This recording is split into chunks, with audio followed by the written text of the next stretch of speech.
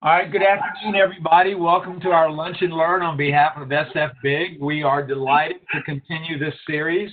It has been nothing but learning, and hopefully you're grabbing some food as well. We asked you, it's a tight hour. Today's Lunch and Learn, I'm so excited came about from an email that Sara on our Board of Governors wrote to all of us.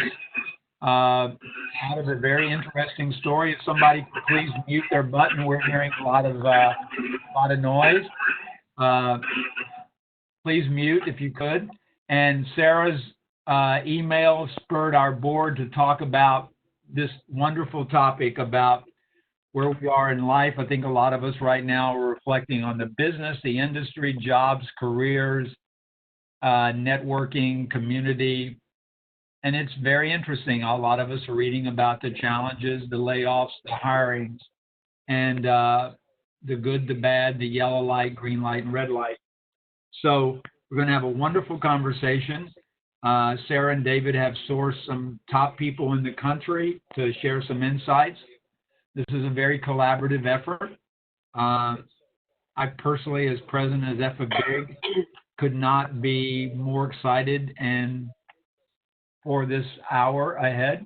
We want to thank our sponsors as usual, because we're not together, so we don't get to do a lot, but they have all contributed so much. They're a significant part of this. We'll talk about them at the end. Zach and team, if you got questions, please put them in the chat box. They'll explain to you. But again, let's take the time. I'd like to introduce Sara Owens and David Greenwald, and they're going to really run today, and all of us can put it on mute and enjoy. And Sara and David, take it away. Thanks, John. Hi, everyone. Sara Owens. Like John said, I'm on the Board of Governors with SF Big. I work at Wavemaker, which is a group media agency, lead our data sciences team based in San Francisco, and I'm happy to be here. I'll let David introduce himself, and then we'll introduce the panelists today. And David's muted. It's Lunch and Learn. I think it's very obviously opportune for us to have this conversation. My background is I'm also on the executive board of SF Big and have been for many years. And I'm also a media recruiter. Had my own recruiting firm for about 15 years and recently joined up with the folks from Strategize. You'll meet Russell Herring, who's the original founder and co-founder now of the organization. He'll tell you a little bit more about what's going on with Strategize and as we talk about what's happening in the job markets.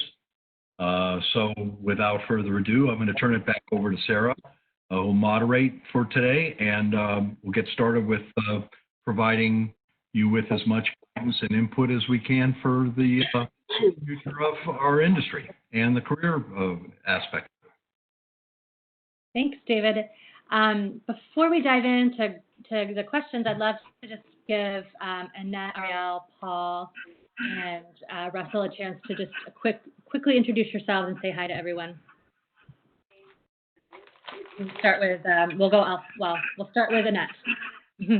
Oh, okay. Hi, I'm Annette Richmond. I am an executive resume writer. My career path has been from being a magazine journalist to a vocational counselor, did a little bit of recruiting, and have been resume writing for many years. And I'm so happy to be here.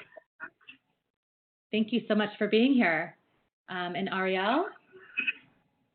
Hi, everybody. I'm Arielle, coming to you from New Jersey, so a little bit different than what you're experiencing there in San Francisco. I work at GroupM. I lead the analytics recruitment practice across all of North America. I do partner with Sara quite frequently, so I am very happy to be here. A little bit about me. I've been with the WPP family of companies for just over 4 years. Been in recruitment a little bit longer than that and came from the nonprofit world. Lived abroad for a few months and can eat my weight in falafel. That's my fun fact. So really excited to be here with you guys today. Thank you, Arielle. And Paul? Paul Flannigan. Really happy to join you. I'm a big fan of San Francisco. My wife and I lived out there from 92 to about 96 in Foster City. Just love the whole area, so I'm very jealous of all of you. Atlanta now. 20 years in digital media with Microsoft and Yahoo. My own sales, leadership, and consulting business to small and medium businesses. I also do a lot of work with teens on addiction issues and working closely with the Strategy Source team on building out a talent development practice. Great. Thanks, Paul. I'm still hearing a little bit of, sounds like some paper rustling or something. So if you are not on mute and you're not speaking, please mute your mic. Thank you. And last but certainly not least, Russell. Hello. Thanks so much for hosting, and I'm really grateful to be here, particularly in such a unique time to hopefully be of assistance or help in any way possible to folks who might be going through some difficult times with job layoffs and so forth. I am the founder of Strategy Source. I'm sort of a career recruiter at this point, been in the business since 1998. Started my firm in 2005 specifically to get into digital. And it was exciting. You know, I was the first guy in Atlanta to sort of plant the flag in the digital space. And here I am 15 years later. We've got recruiters throughout the country, and I've enjoyed the ride and just love the business that gives me opportunities to meet wonderful people every single day. And, you know, again, thank you so much for having me. Thank you, David, for putting this together, and look forward to digging in here. Thank you so much for being here. Thanks to all of you. And so let's get right into it. I know a lot of us are either personally experiencing disruption to work, or we know someone who has. I think I read in the headlines this morning that jobless claims are up to 26 million now in the U.S., which is staggering. So obviously, you know, it's a difficult time for all of us.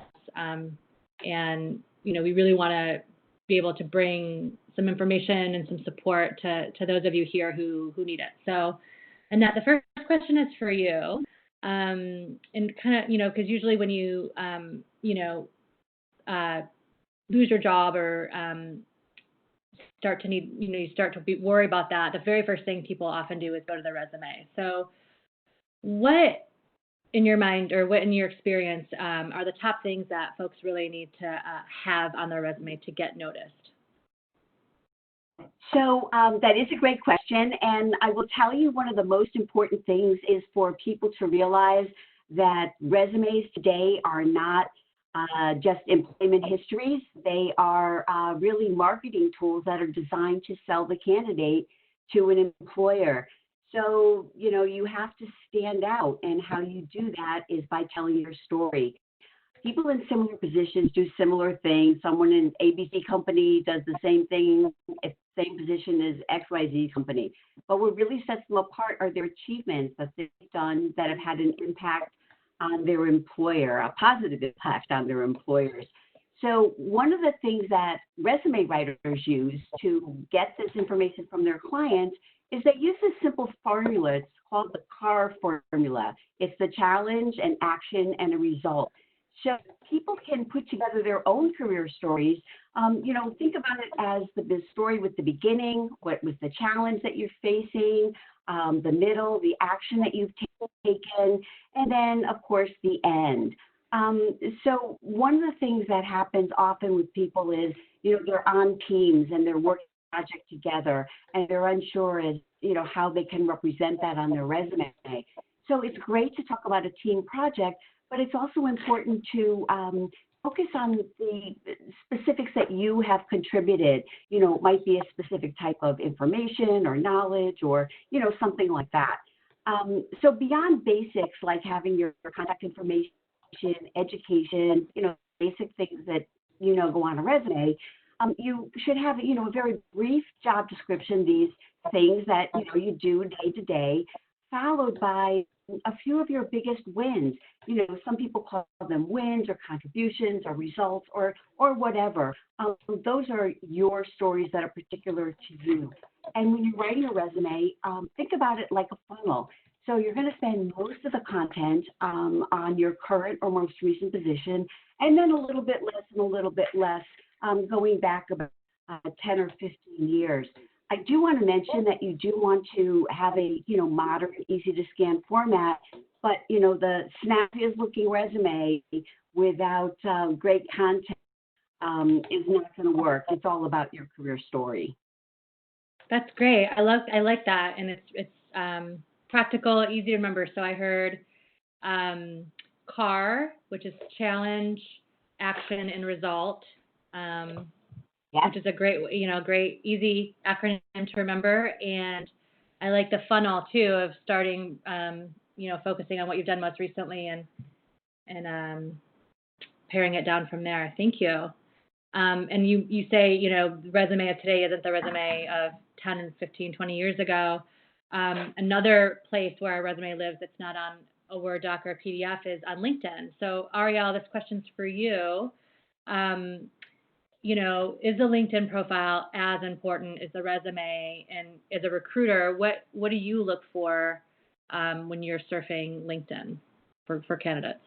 Yeah, that's a great question. And Annette, I appreciate your response about resumes. I feel like I learned something as well just now. To me, LinkedIn is as important, if not even more important than your resume. We always tell the younger generations now how important it is to know about your social media footprint. And your social media footprint includes your LinkedIn profile. So when you think about LinkedIn and how recruiters search for you, we're not going to websites that are resume houses anymore. Instead, we're going to LinkedIn. So the more information you could put on there, the better. So when you look from the beginning to the end, don't overclutter it. Keep it simple. Really highlight your experiences. You can put really that CAR mentality that Annette just mentioned. You can add that here. So put in your specific examples. Maybe you have some very interesting experience that made you a project lead, or maybe you took the initiative to work on a new client, or maybe you really just threw your hat in the ring and said, I'm open for a new opportunity within my organization. These are all things that show recruiters that are looking at your profile that you could potentially be a really good candidate. One thing that was mentioned to me, not being in the San Francisco Bay Area, is there are so many startups. That's one thing that my team who sits out on the West Coast mentioned. And to me, a startup, I might not be familiar with the location or what organization you're working for, so maybe mention it. What does that organization do? Make it as simple as possible for recruiters, because a lot of times they're looking for keywords and they're looking through a million profiles at once. So see how you can stand out. What makes you special? Add a photo. Add your location. You don't have to obviously put your address, but if you're open to relocation, that'll be huge. There's a million ways for us to search for you, but I'd say your LinkedIn profile is now your window to the outside world and our window to you. Awesome. Good advice, Arielle. Any other thoughts on LinkedIn profiles from the other panelists? I would just add, and that was great. That was a great insight. Pictures are important. There's data that suggests that you have high response rates if you have a picture, and also considering the current dynamics in the workforce. I'm getting a little echo. That's me, okay. I would make sure that you, if you're open to it, make yourself available to do contract work. I think that's going to be a big part of pulling out of this massive spike in unemployment and companies getting back to work is there have been such significant layoffs that when the engines start humming again, they're going to need people, but maybe they're not quite ready to do full-time hiring yet, but you can pick up contract work. So that's just a thought. There is one. Oh, I'm so sorry. There's one thing that I did forget to mention that's extremely important to me, and Russell, you just sparked it in my head. When we look at your LinkedIn profile and then you send us a resume and the dates or the years or the months don't align, I don't know about the rest of the panel, but this is one thing that really kind of throws a red flag in my sphere over here, going, maybe they're fudging things to make it look like they didn't have a lapse in time between roles. A lapse is okay. be honest, be upfront, because these are things that we're going to look at, and we might make a snap decision or a judgment based on that, but not know the whole story. So just make sure everything is uniform across. Great. Yeah, very good points. It just seems that these days with resumes, the resume really should be speaking to the specific role that you're applying for. So those keywords and everything in terms of the language that you're using to address the opportunity should be very specific to that role. Try to connect the dots as much as you can with the resume to the hiring manager or to the HR person, because that's what they're reading your resume for, to make sure that you're a match for that specific role. And with so many different businesses these days that require specific experience, they're going to screen that real quickly. And if it's not there, if those points aren't there, then they're just going to move on to the next resume. The profile you have in LinkedIn is really your profile of history. And there's nothing you can do about that to target that. So, and that's the second place any hiring manager or HR person is going to look to see your experience. And I'll add one last thing from my seat. The quick and easy way that I'm sure some of you know that you can port your LinkedIn data into a PDF format as a resume. I don't recommend that as your resume because it doesn't, the expectation is not for you to use that as your resume. Let's just put it that way. And if you're competing for a job, there's going to be a lot more competition now with such a heavy dump of people in the market. You need to stay focused on having something that stands out. Take the time to do it, because if you send your PDF version of your LinkedIn and everyone else has a really well done resume, you're not going to stand out. And so for your own sake, make sure that you have both tidied up as to your liking. Well, can I just say thank you so much for saying, because it is so important for people to know that there's separate tools, both as equally important, separate tools for separate things. Awesome. That's great. Right. An overview document is also, a really good suggestion to provide with your resume. So that's the tightened up version of what you want the hiring manager or the HR person, whoever it is, to see first. Then the second thing they'll look at is the resume, and the third thing is your LinkedIn profile. From there, they'll make the decision as to whether they want to have the conversation or continue.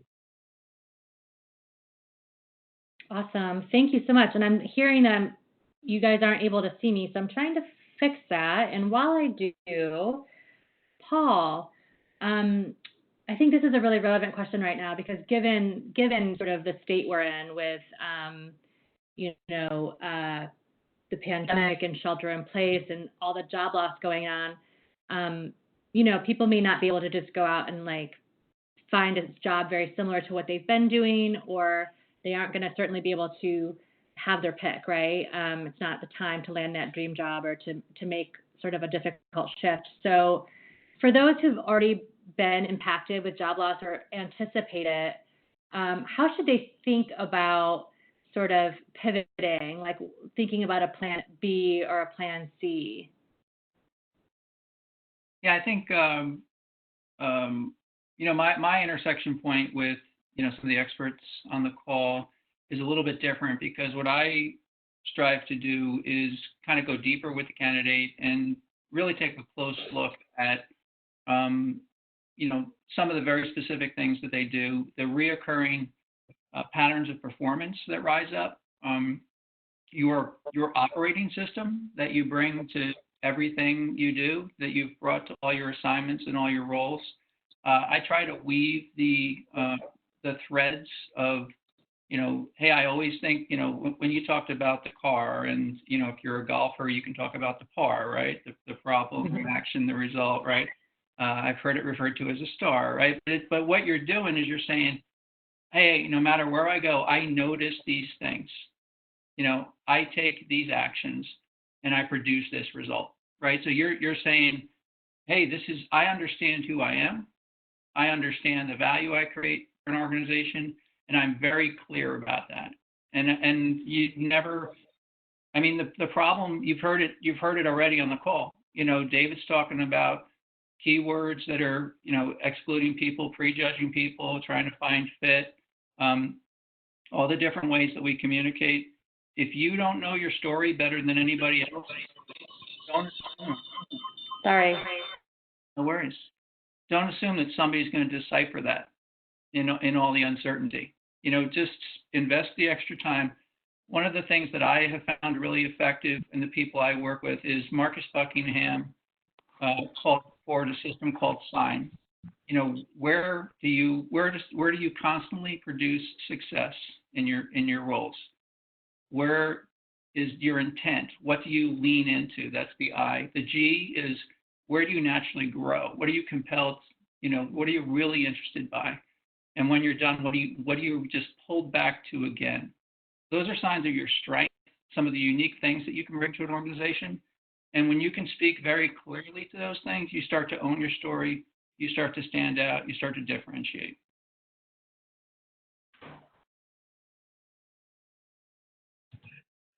There are so many layers to the process these days of finding the right people. So differentiating and producing that overview that shows your unique strengths for that specific role that you're going for, or deciding on what specific role you're going for, is really, really key right now. So I think Paul's points are very, very powerful in that owning who you are, owning what you do, owning where you want to go. That's so important right now. If you can't apply it to a full-time opportunity, then because the hiring is slowed down, apply it to a fractional opportunity or a consulting opportunity that so that you can keep your hands and feet in the business and moving forward. So important right now. Hey, David, just one other thing I'd like to share is, and Arielle asked me to bring the New Jersey to the call because she said she just needs to bring a little bit of New York City, New Jersey straight talk, right? The reality of our workforce is that 70% of the people for over 20 years have said that they're disengaged at work. They're not excited about work. The work doesn't motivate them. And the reason is generally because their manager doesn't understand what they do, is not a champion for them, doesn't, advocate for them. So we have to advocate for ourselves. We have to own our story. We have to, lean into the development opportunities. We need to make sure that we're getting weekly one-on-one feedback. We have to take care of job number one. And then if you stretch to take on more and take on responsibilities, I encourage you to make sure that stretch is in the type of work that you want to do going forward. Because if you raise your hand for work that you don't really want to do, you just start collecting monkeys on your back, and it's pulling you away from what you want to do. You want to demonstrate that you with your margin, and you always want to be clear about how much margin you have to contribute, because if they think you have too much margin, they're going to start questioning your performance in your role, right? But when be judicious with your margin and try to take on work that leads you in the direction you want to go. Does that make sense? Totally. Yeah. Yeah, very much. That's great advice, because often I think we do try, when you're in a role and you're trying to move up and you take on more work so that you can be successful and show that you're, going above and beyond. But it's important to be selective about what you take on, because often that's time away from your family or your friends or your personal life. So use that time wisely. Speaking of this topic of, having, making pivots or thinking about how you can apply your skills differently to potentially, find a role that's slightly different than what you've been doing. Russell, this one's for you. You made a pretty big change in your own career when you started your own company. How did you approach that? And if you could give the top 3 tips for being successful, or what made you successful, that would be great to hear. Great question. Thank you for asking. My story was impacted by a catastrophic event, which I thought would be a timely anecdote for what we're dealing with today, because in the summer of 2005, I was working at another recruiting firm, and my wife and I had 2 kids at the time. We since had twins, so we have 4 kids now. Oh my goodness. Yeah. Is that the catastrophic? Kidding, sorry. So, you know, she said, there were 3 and 1 at the time, and she's like, I want to stay home with the kids. And I thought, okay, I need to probably get a new job. You know, I was a little scared, a little frightened, and we decided to move back to the Gulf Coast where I grew up. The real estate market was on fire. I had a job lined up to sell real estate at the beach, right? How fun is that? But this little storm called Hurricane Katrina had different plans for my life plan. So I knew that wasn't going to work. Thankfully, I didn't sell my house before the storm because it totally destroyed the coastal beach market. And so what I did was I relied on what I knew, and that was recruiting. And I've said this for years, and I tell people all the time that job security for me was my ability to do the job. So you can't take that away from me. I might lose a job, and I lost my job after 9/11. So I've been affected by some swings in the market before. And but from studying to get my real estate license, holding my current job down, mowing my lawn every 3 days to try and get my house ready to show. And then my wife had a miscarriage. All of this, I was 30 years old. I had the weight of the world on my shoulders. I didn't think I was ever going to get through it. And starting my own recruiting business was probably the easiest thing I dealt with in that stretch of time because it's what I knew, it's what I was comfortable doing. It really didn't require a whole lot of effort to take a step out and give it a shot. And so I've always been a little bit of a risk seeker, and I know not everyone is, but I would say stick with what you know.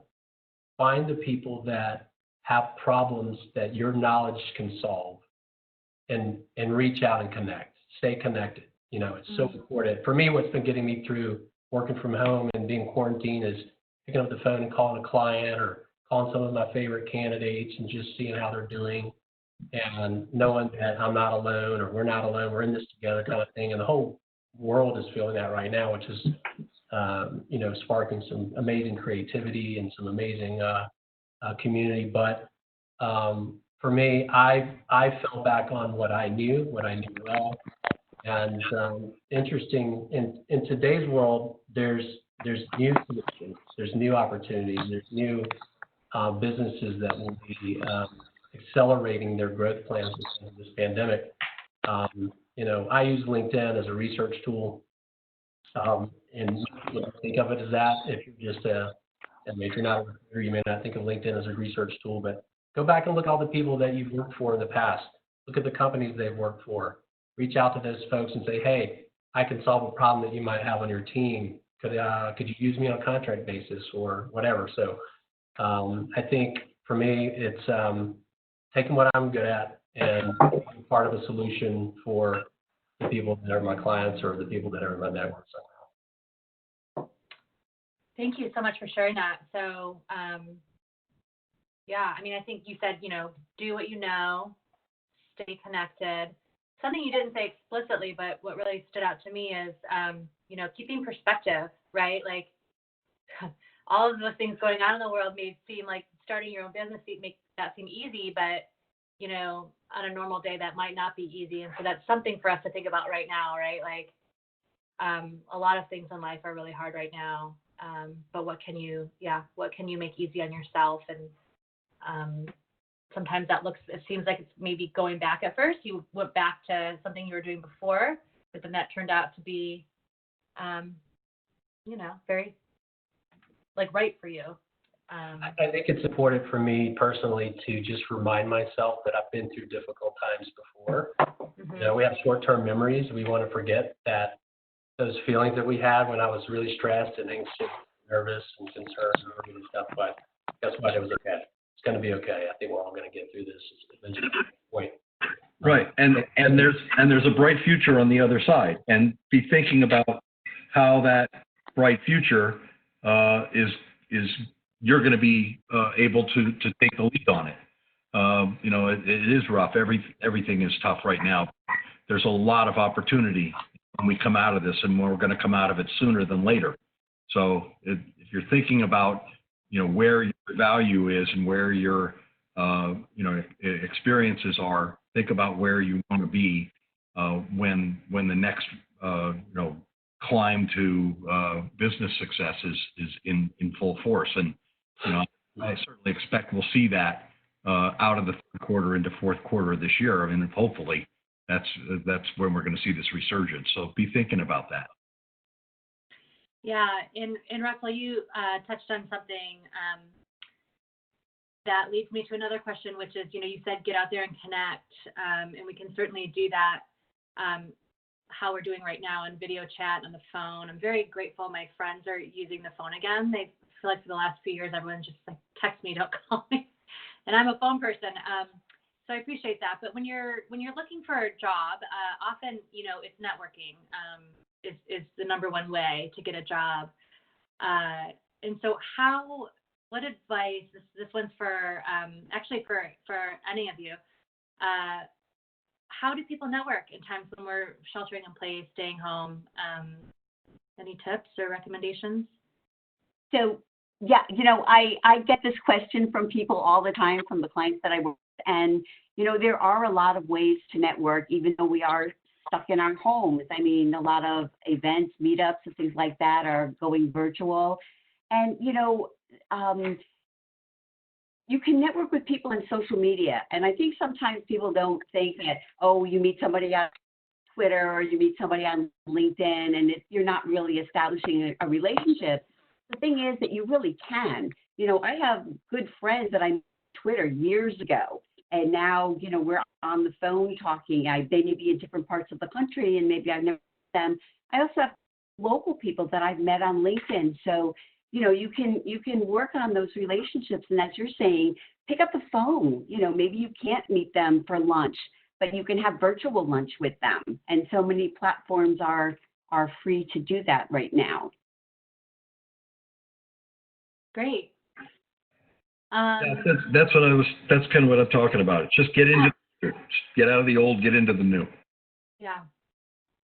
One of the things I'd encourage you to do is, you know, my whole career has been in sales, right? So you're thinking about how do you influence somebody, and it's the same thing with selling yourself, right? Like you have to make an emotional connection. And one of the things that I do when I reach out to people on social media, or I generally respond to something that seems to be a strong belief or a passion for them, and I try to unite and I say, hey, you know, I use belief statements. We believe. You know, I believe, so we, and you, right? So I believe this, because I believe that, I do this, and it turns into this benefit for you, right? So a lot of times when you connect with somebody on shared beliefs and values, you make a much stronger connection, and they're much more likely to follow up. And I'll just say, hey, I really appreciate, you know, the truth and the candor with you spoke with on, you know, your message about the COVID environment. Seems like a lot of people are positioning themselves, but that felt very authentic and real to me.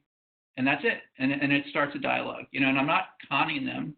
I'm telling them what I felt, you know, and it's a different kind of connection, it's a different way to stand out. I completely echo what Paul said. I 100% agree. When I get a note from somebody on LinkedIn, whether I know them or not, and they make a comment about Ohio State, where I went to school, or another Big Ten school, if it's Michigan, I'm not really sure. Not sure if you guys know about that rivalry. It's strong.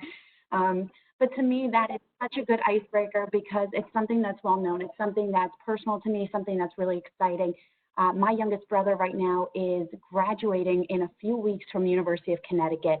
And he said that the biggest difficulty right now is the networking piece. He said, we don't know what to do. Our professors are there to give us our lessons, and then that's it. Usually when we could lean on them in the past to help us gain interview experience or networking opportunities, or really just, hey, can you connect me to somebody? And Aetna is very large in the Northeast and New England area. Can you connect me to Aetna or whatever it might be? This is something that they're missing now. So it's interesting to me what kind of opportunities my brother is even taking right now. So just to give you an example, he's taking his love of music and his experience with the marching band and everything, and these students together are putting together pieces to send to other UConn alum, and they've been doing like the UConn fight song and this and that, and they're messaging people on LinkedIn, hey, check out our rendition of the UConn fight song. I'm going to be graduating in a few weeks.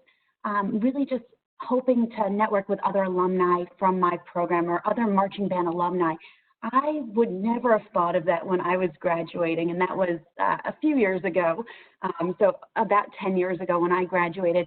But to me, this was such an interesting way to use their creative capability and their camaraderie as a group, and a skill that they're not going to necessarily use in the workplace, to open up the door. And my brother is going into data sciences and analytics. Lucky me, you know, I recruit that. But this is an opportunity now to show a different perspective and a different way to people in the market. So to me, this was an outside the box way to network, and something that I felt was really eye-opening there. That's awesome. Yeah, Arielle, I don't know if I didn't know we had in common our distaste for the University of Michigan, because I'm a Michigan State Spartan. So that's great, though, getting creative, right? And then, you know, just building on what Paul said is, you know, being authentic, reaching out, taking a risk and not being afraid to reach out, but be authentic and try to connect personally, I think is really good advice. The nice thing about LinkedIn is you can see who is connected to who. And so, yeah, I think a great way is if there's an opportunity that you know about, or you're looking for, you know, you look for who do you know that may know people who work in that organization. So virtually connecting. You've got to adapt, right? Just one thing to mention, talking about alumni associations, you know, the schools may be closed, but the alumni associations they're still there. The career people are still there. I'm actually being part of a career fair that one of the universities that I went to is holding later this month. So, you know, and oftentimes people at an alumni association, they may be able to connect you with someone at your target employer. That's kind of what they are there for, a part of what they're there for. Oh, that's great advice. So we've been talking a lot about, you know, how to get noticed, updating your resume, your LinkedIn profile, networking. But like, I imagine a lot of people who've joined us today are thinking, well, if there's a hiring freeze, what good does any of this do me? So, you know, it's interesting. There are a lot of companies have a hiring freeze. Some companies are laying people off, but some companies are actually hiring, and there are pockets of opportunities. So I'll just throw this out to anyone. What's the, you know, how do folks who need to start searching and find employment right now, where do they go to figure out who is hiring and where are the opportunities? I'll take a stab at that. Yeah, Russell. Yeah. I think, you know, a job search is like a marketing campaign. You know, you want to take a multi-pronged approach. You want to do some, you want to have your resume. You want to apply for jobs. You want to network. You want to do all these. You want to cover all the bases. You know, cover as much ground as you can. I'm big into keeping an eye on trends, sort of looking at some macro data, and I wish I could tell you how soon people are going to start hiring again. This is a really unique situation, but there's some great sites out there that are showing you companies that are hiring. There's some companies that are benefiting tremendously from this. I have a friend at DocuSign that pulled all their Q3 hires into today because their business is crushing it right now. So there's some really great companies out there that are seeing lifts. You know, your streaming services, those guys are seeing massive upticks clearly.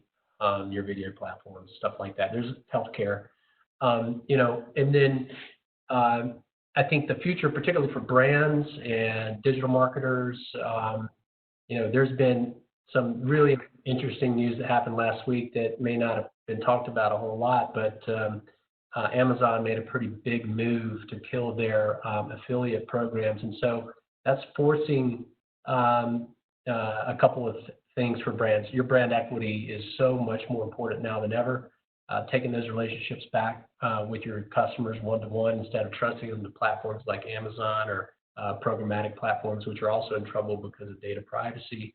There's a lot of really interesting things that are happening in the digital world that are showing me where the future jobs are going to be.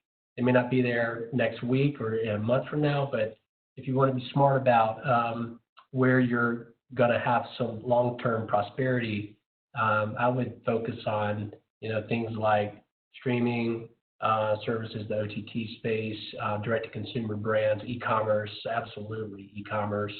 There's going to be a lot of innovation around transactional commerce from publisher sites because they're not getting that money from directing traffic back to Amazon anymore. Those sorts of things there's some shifts happening where you can get ahead of that curve and find yourself doing some really amazing, impactful work that's going to sort of lag behind some of these market plays that are taking place with plays like Amazon. So I love that kind of stuff. I mean, I think that's where when I'm thinking about growing my firm, I want to be attached to businesses that are doing this kind of cutting edge things that are taking advantage of the market shifts and building in alignment with those kinds of things. So pay attention to those things that are happening, read the trades, and if something catches your eye in an article, why not reach out to that person? There's nothing that says that you can't make that connection like the way Paul was talking about. That might catch somebody's eye and go, hey, thanks for reaching out. Let's have a call. You just never know. So be proactive, I guess, and don't be afraid to reach out to someone, particularly. Yeah. That reminds me of a good friend of mine who she just started her own business. We worked together years ago at GE, and I remember we'd left GE, and I can't remember where she was. I think she was at CNET, and she really wanted to get a job at Reebok. She's passionate about marketing. She's passionate about exercise and fitness. In fact, she just started her own fitness company, but this was like 15, 20 years ago. And she started reading the news and watching for when Reebok was in the news, and she started seeing like the names and the titles of the people who worked there, and then she figured out, this is a little stalkerish, but I think it's brilliant. She did it tactfully. She figured out the naming convention. She knew Reebok's email naming convention, so she started understanding, okay, who's the CMO, who's like, VP of marketing, who's like just a marketing, and she started tracking who was who and just sending them, she would send a resume or she would send just, hey, I had this idea, so that when she did apply for a job, like they'd heard of her. And I thought that was just really genius. Sara, I love that. And that kind of brings a point I wanted to make. It's not about the short game necessarily. You have to think about the long game here. It's hard to say, and, when somebody says something like this, most of the time I cringe, but right now, even though it's hard to hear, and you might be looking for a job right at this moment, it might not happen today. It might not happen tomorrow. It might happen a couple weeks from now. So start making those connections now, whether you're messaging people through LinkedIn or connecting with somebody like Russell or Paul, Annette, myself, David, Sara. These are all people that can help you get to the next level. When a recruiter reaches out to you and says, I'm not sure if you're looking, it's always a great idea to just have a conversation, to just get your name out there because they might hear of something you might not. So whether it's coming from a recruitment agency or even somebody like myself from house, think about kind of dropping those breadcrumbs for you to follow your steps back later when you need them. You have these opportunities now to make good impressions, to send a few notes that say, hey, Annette, I know we worked together in the past. I saw you've been doing great things. You made an awesome post the other day.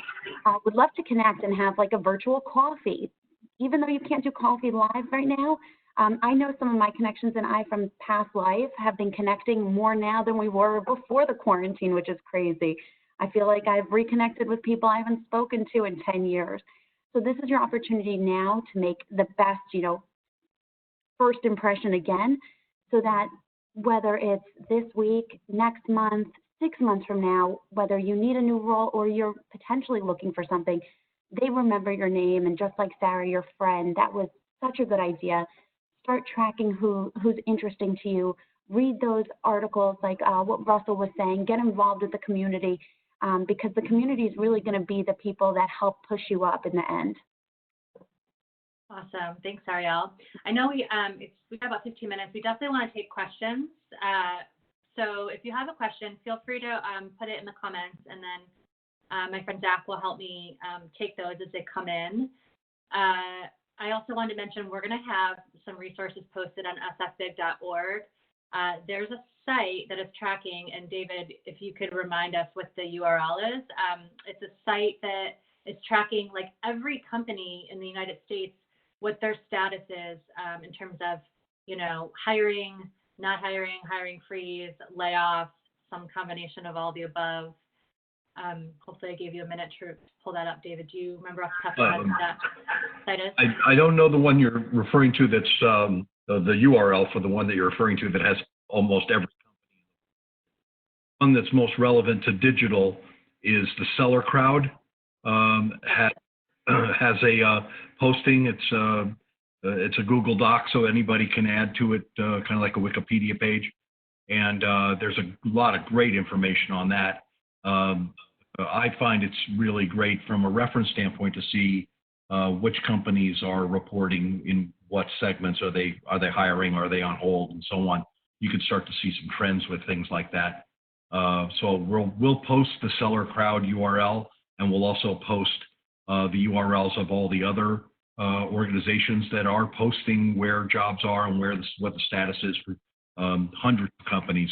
There are a lot of jobs out there. Yes, there's a lot of companies holding back, but I think there's going to be a lot of opportunity for people going forward.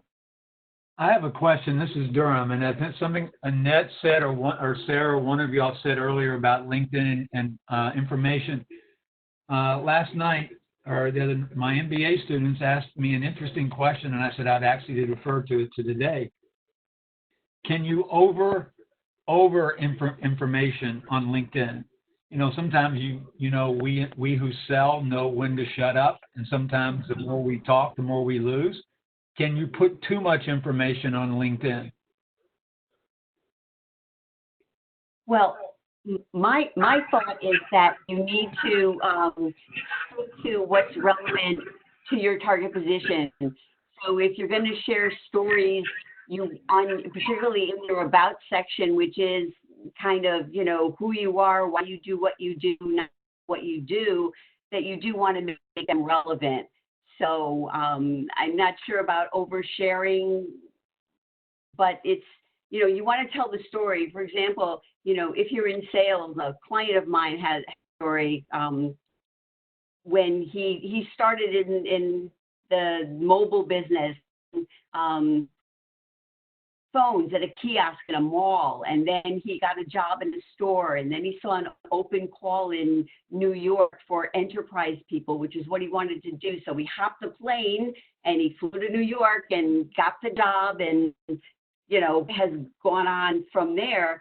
And that was one of the stories that he told on his LinkedIn profile. And he had recruiters say, wow, you know, I saw that story and I thought, wow, you're a go-getter. So I don't know if that's an answer. Yeah, I think that's LinkedIn is where you have that conversation where you can talk about things that are related. Resume has got to be specific in terms of a situation or a use model where you're for that company that you're applying to. So that's really good. Yeah, LinkedIn, you can be too verbose there, and that's why you have people like Annette who can help you with that part of your career positioning. And wait a second. The URL, if you want to jot this down, again, we'll put this up on our site. The URL for who's hiring and who's not, other than the Seller Crowd one, is Candor, CANDOR.co /hiring-freezes, FREEZES. That's where I would say the aggregate listings of all the different companies and what they're doing is. If you want to go there and check that out, that's a great one. There's probably 5 or 6 others as well. We'll post them on the site. Yeah, it's in the comments right now too for everyone. We got time for one more question, Zach, to Sara. I think we've got one here from Todd, I can see. his background is in digital marketing. He wants to know what are some good skills to focus on now that he's got time to do online training. Arielle, you want to take it? Oh, yes. Russell, I just want to add one thing really quick. Todd, there are so many free trainings right now, whether it's LinkedIn Learning or here in New York City, General Assembly is super popular.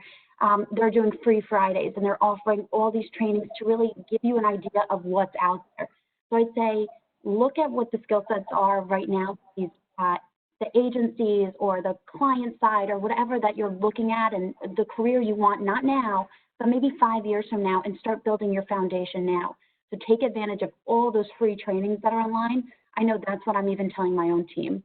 And Russell, I'm sorry to cut you off. No, that's great. And I was going to say, I think the Trade Desk is offering some courses now as well. It depends, I guess, for your background, digital marketing can be applied in a lot of different environments. If you're in the Bay Area and you're working in or you want to work in a tech company, digital marketing, hone up on your lead gen skills, your account-based marketing expertise, demand generation stuff, things to support sales. Or if you're working in a brand, I would say, again, anything that could make you stronger in understanding maybe customer acquisition strategies for direct-to-consumer, stuff like that, anything that can help move the needle in terms of growth, impacts to revenue.